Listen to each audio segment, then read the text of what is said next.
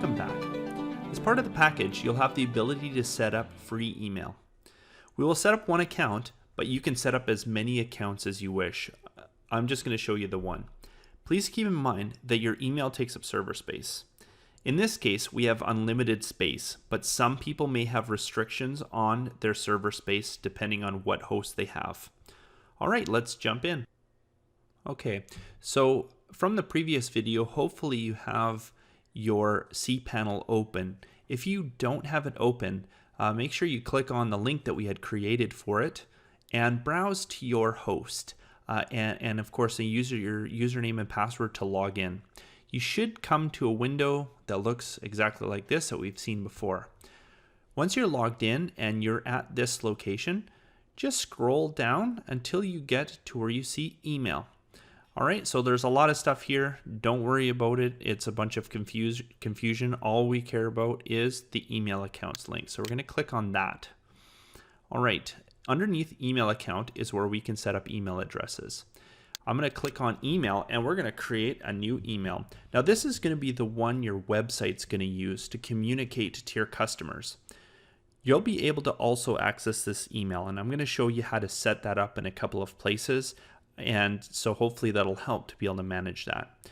You can set up emails for your name, like your name, whatever your name is, at your website. So you can see it here at the back, the domain. If you have more than one domain, this becomes a drop down, I believe, and you can click that drop down and select whichever domain you want to create an email for.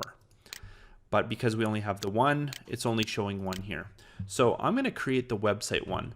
That'll be info at. That's a good one to use, info at, in this case, nuclearlearning.com. And we're going to set a password.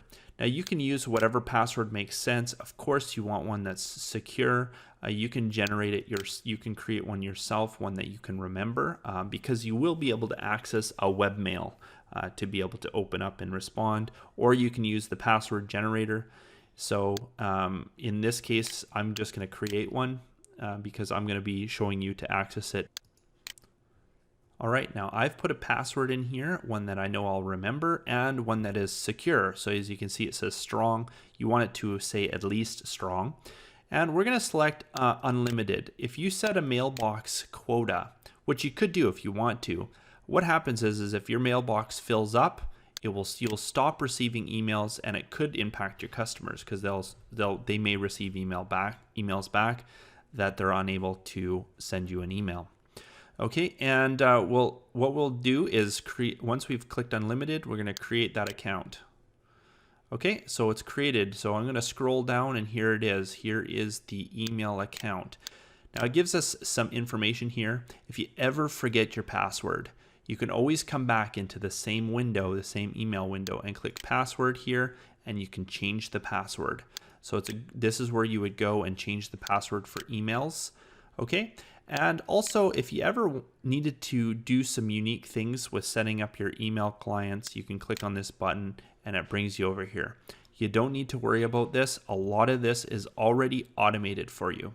So I'm just gonna click back, and we're just gonna leave that as it is. Okay, so we've set up an email account and we're gonna be using this in the future.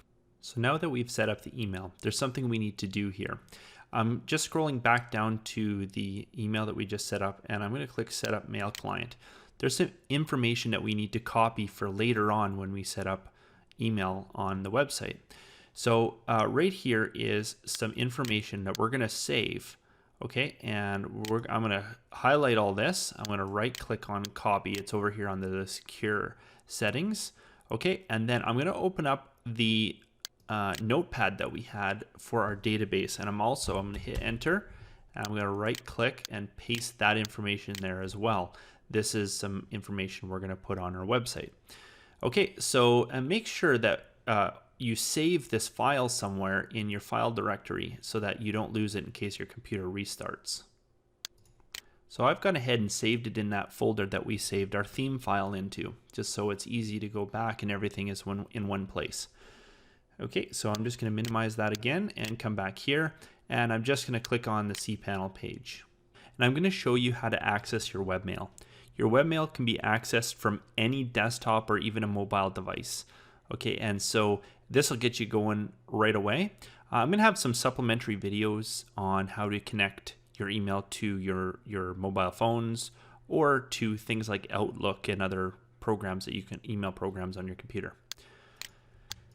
Okay, so I've opened up a new tab up here and I'm just gonna paste this in here. And this is where we need to go to access the webmail. So this is another link that you might want to save on your desktop. So you can minimize this and put it on the desktop. Okay, so I'm just minimizing it now. So I'll just put it here, and just like our other link here, I'm gonna click and I'm gonna, oh, I didn't hit enter. So first I need to hit enter so I actually go there. All right, and I'm gonna click and I'm gonna drag this here. And there's the webmail login. So those are our two links. So, and again, I can also click this and it's on our bookmarks bar. If it doesn't say bookmarks bar, you can click on that, click done, and it ends up here as well. So here's our host and our login. Okay, so there we go. We can come back to our webmail here and log in. So I'm just gonna log in using the, our email address, so the one that we set, info@ email address, and make sure it's your domain there, and of course the password, okay, that you would have used, that you would have set. Okay, and we're going to click login, and it's going to redirect us. And again, it's going to ask us if we want to save a password. Again, it's up to you. I don't save passwords on my browser. You can choose any one of these three, and all they are is they look slightly different. So it's really your personal preference. I'm going to go into Hoard. You can set it as your default, so when you log into your email, it automatically goes there. I'm just going to click on it. Okay, so here's the email, and I'm going to go ahead and click on create a new message here, and you can type in somebody's email at whatever.com address and the subject and the body of that email in here and send it to them. So it works just like any Gmail, Hotmail, or anything like that. It's on the web browser, and you'll also receive emails here as well. So that's kind of how to use your email in a nutshell. If you do want to change this, like say you don't like Hoard, you might want to try a different one, you can click up here and click this drop down and try some other options. Of course, there's some more email options here as well that you can do, more advanced options there to your email. Again, this is just webmail. I will have some supplementary videos where I'll walk through setting up mobile devices, having something like an Outlook client on your mobile device, or email on your computer that you can have like Outlook or the built-in mail system. All right, this concludes the setting up the email section. Just keep in mind, we only created one email address. There's many email addresses that you can create, and we're going to be using this when we set up the website, so it can automatically email customers if they inquire from you and if they're setting up accounts, etc. The next video we're going to be moving on to is to actually download and install our website files. So we'll see you in the next video.